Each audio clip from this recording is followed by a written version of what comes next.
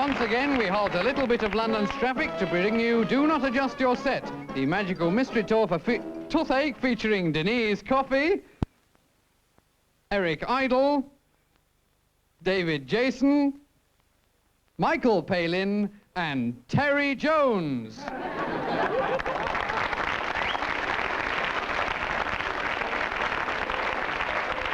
How to eat. A Do Not Adjust Your Set guide to living.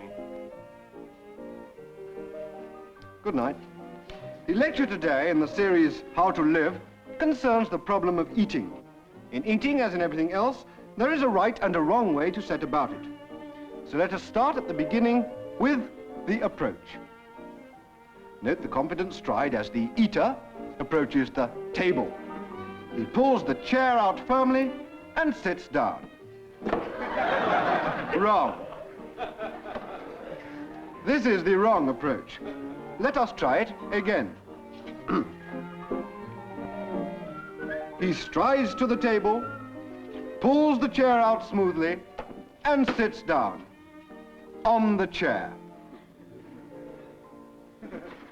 Right. Now he is ready to begin, and we come to the choice of utensil.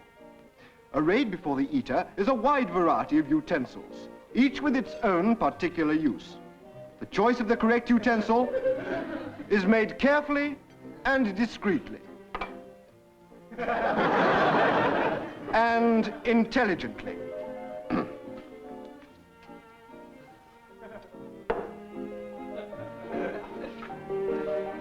Phase 3, the delivery. The utensil is slowly dipped into the food, and with a graceful sweep, the correct amount is carried to the appropriate place. No. No. No. The mouth. Right. Finally, phase 4, the appreciation. Having finished a delightful meal, the eater must show his appreciation in a subtle yet definite manner.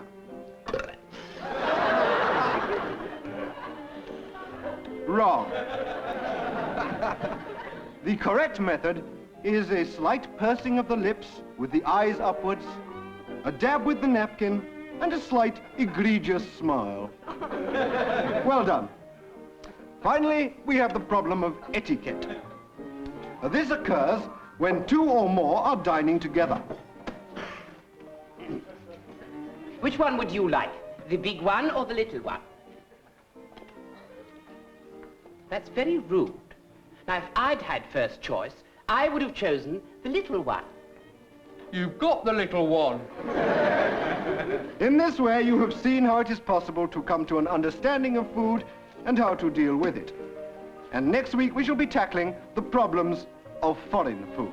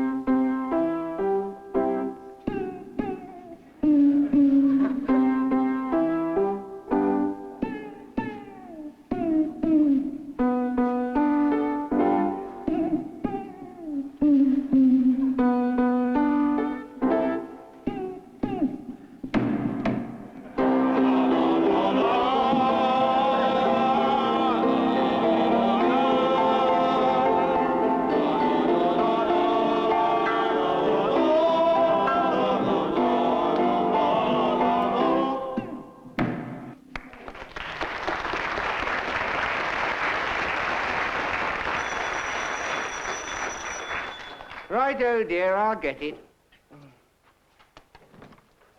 Good morning. I'm from the Happy Grin Insurance Agency. No, thank you. You know, it's amazing how many people fail to realize the value of insuring their personal property. No, thank you. I mean, for example, have you ever managed to misbreak something that you hold dear?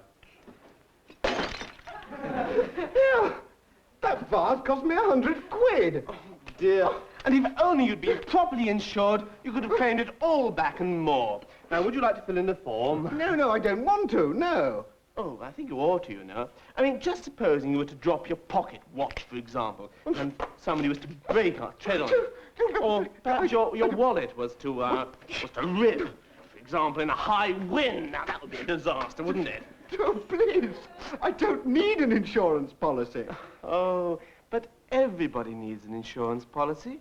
Look, supposing you were giving a party, and one of your guests, perhaps a relative, in fun were to produce an axe and starts to smash up this table of yours. My table!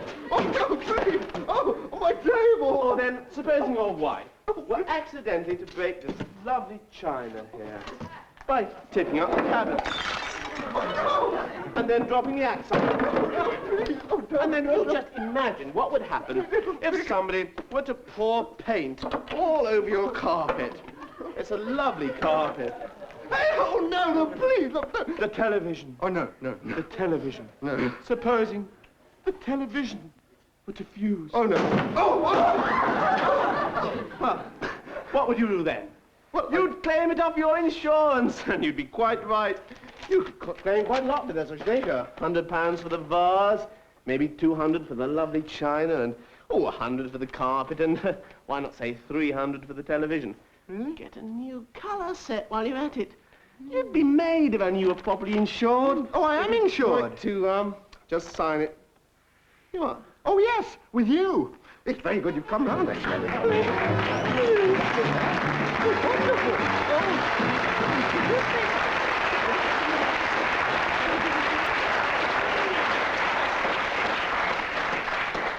Flying Doctor to Wallumboola Base. This is the Flying Doctor to Wallumboola Base. Are you receiving me? Over. Wallumboola Base receiving you loud and clear, Doc. Over. I seem to be in a bit of trouble, Snowy. What's the trouble? Over. Trying... Tell. I'm sorry, Doc. Can you speak up, please? What's the matter? Over. It seems they're... Stop, please. This is Blaze here. This is Blaze here. What is the matter, please? Over. Wallumboola here. Can you repeat your message, please? Over. Doc, are you all right? Are you trying to tell me something? Come in, please. I said the radio's not working.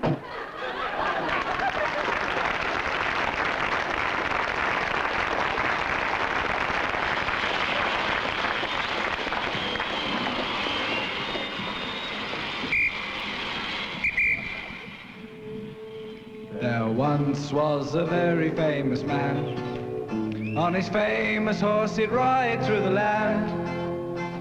The people used to see him everywhere. When he died they put a statue in the square. Here comes the equestrian statue, prancing up and down the square. Little old ladies stop and say, well, I declare. Once a month on a Friday there's a man with a mop and bucket in his hand. To him it's just another working day, so he whistles as he rubs and scrubs away. Here comes the equestrian statue, prancing up and down the square. Little old ladies stop and say, well, I declare, it's a sight to bring you joy, you feel so gay. And it's guaranteed to brighten up your day if it's grey.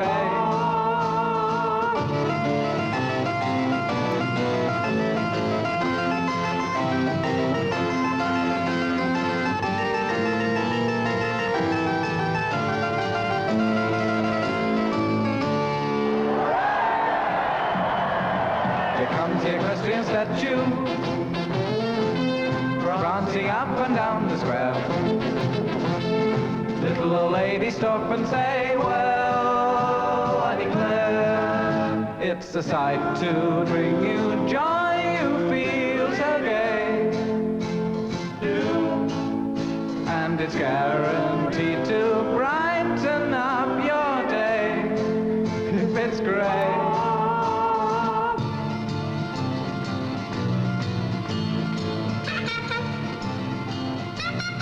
Feel so gay, feel so gay, feel so gay, feel so gay, feel so gay, feel so gay.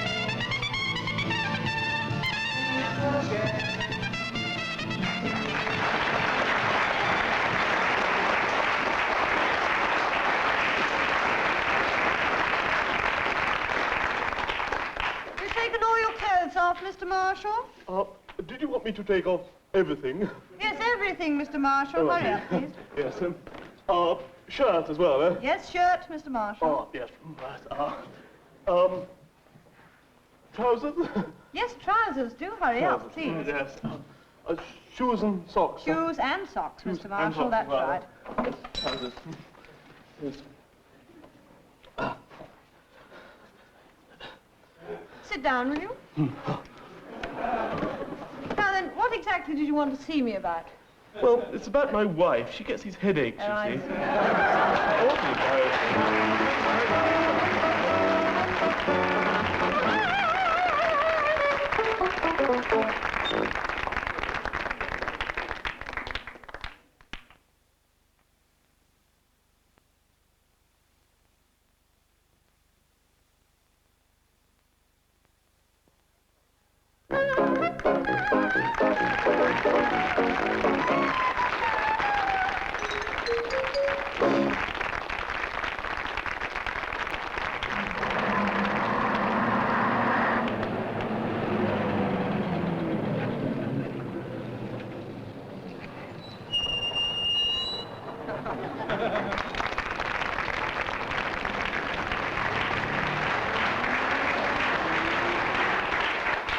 As this is the 68th anniversary of 1900, here is Ivor Clark's cookery class. Thank you, thank you. Well, hello again.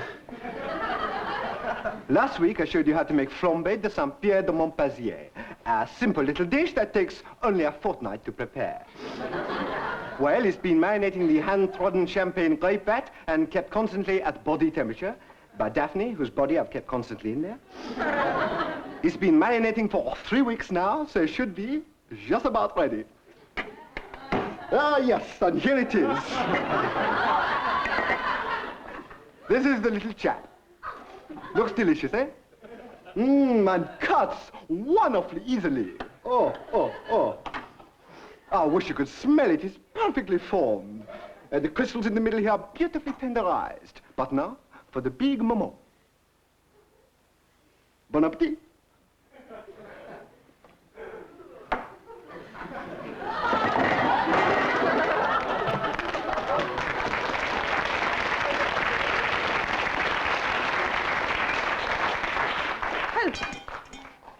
Before our next program, which is after our last program, we're going to play you some music. Oh, no, you won't.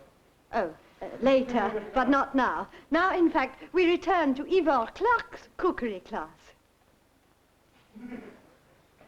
Well, that was the last in the series of Ivor Clark's cookery classes. He'll be elsewhere in the autumn. Letters and vegetables should be sent to his restaurant. And now I'd like to play you a short piece of music. I'd like to, but I've never learned to play a musical instrument, and he's gone to the great delicatessen in the sky. I don't know what to do with all the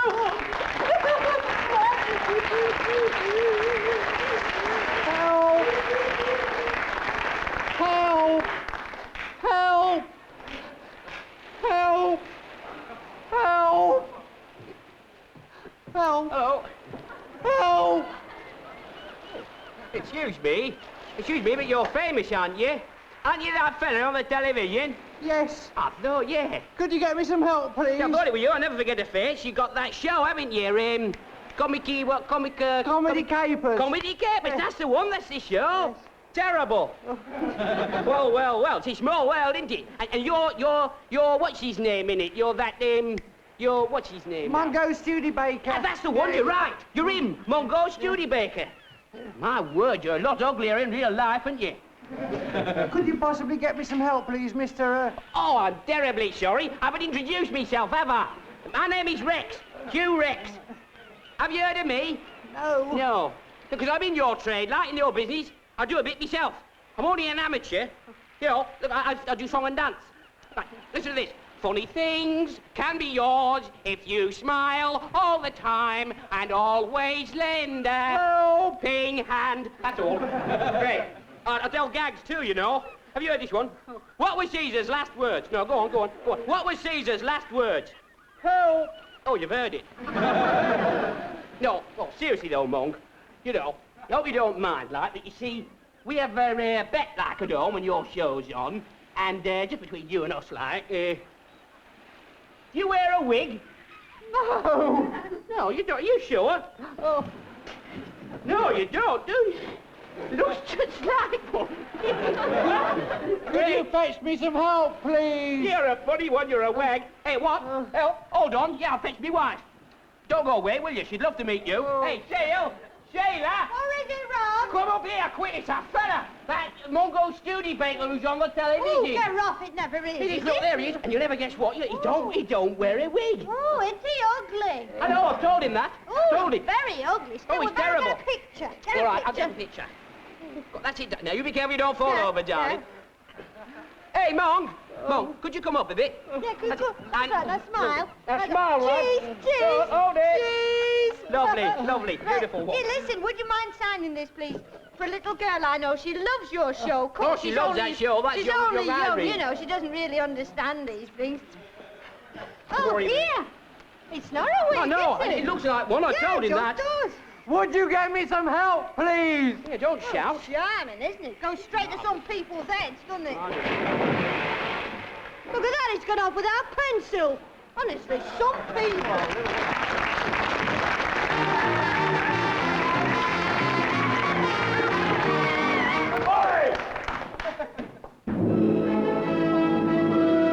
The life and adventures of Captain Fantastic. We bring you yet another thrilling installment in Episode 5. Return to Nowhere Station. Story so far. Yes, the story so far is that Captain Fantastic is chasing Mrs. Black, the most evil woman in the world. And last week she lured him into a magnetic field, and he discovered that she was trying to take over London, and he got stuck on the magnet. And who put this in my book?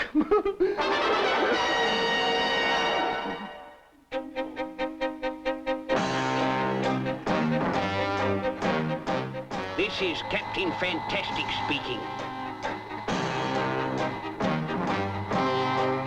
In a flash, I short-circuited the magnet, and I was free. Pursuing the foe, I found myself back at Nowhere Station. And something caught my eye.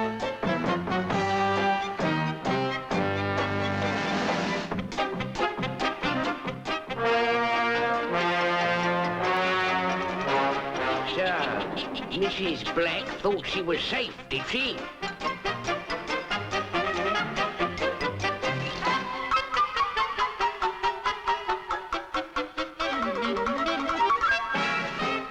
In no time at all, I was up the pole.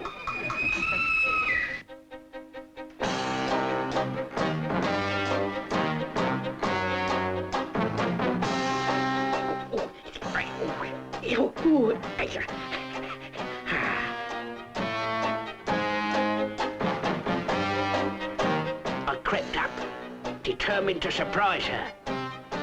She was nowhere to be seen.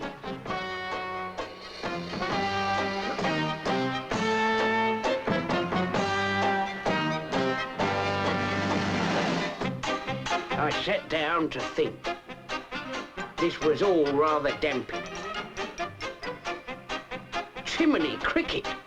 So she'd gone down with the flu.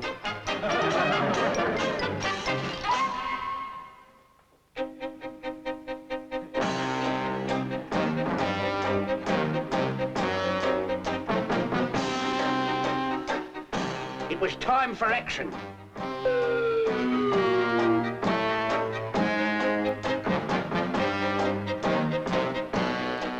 First, the blickmen.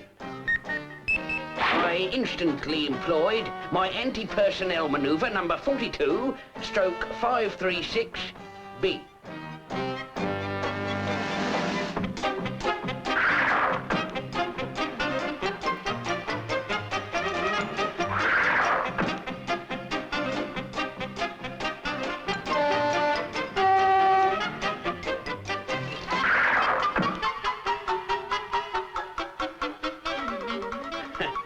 They fled in confusion, but that whistle had started a train of thought, and I pursued them.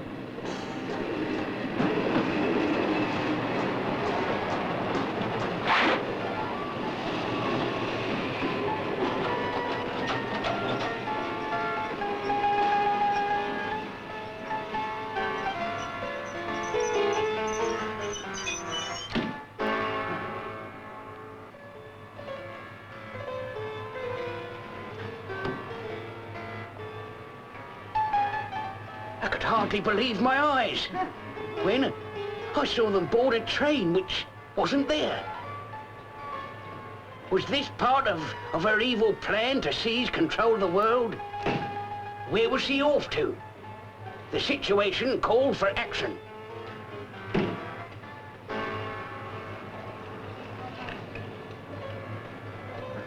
And suddenly my eyes lighted on a clue. Mrs. Black had dropped her card. Mrs. Black, Evil Deeds Limited, Cauldron Hall, Black Lane, Frinton. There was no time to lose. Will Captain Fantastic succeed in tracing Mrs. Black to her lair in Frinton? Can he capture her horrible handbag? Find out in next week's Captain Fantastic.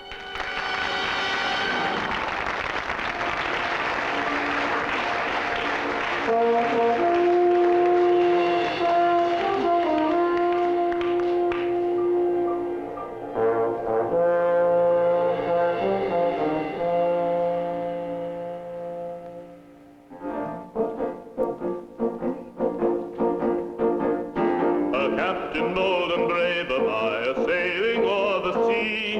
A maiden shy adrift am I. A shipwrecked sailor me. An admiral of the fleet I am, bedecked with ribbons grand.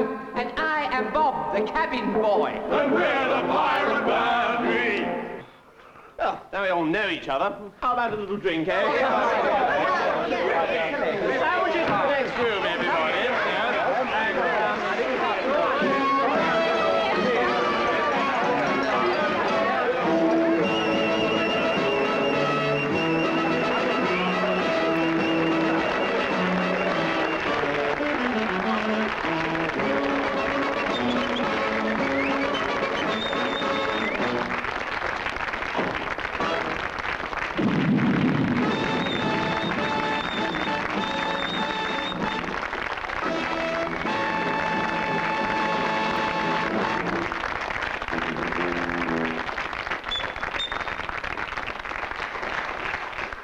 Good evening.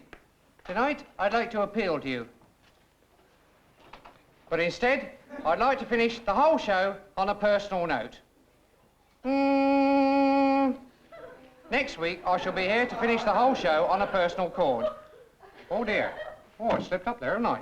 Oh, my word. Oh, I'm sorry about that. Oh, dear. Oh, dear.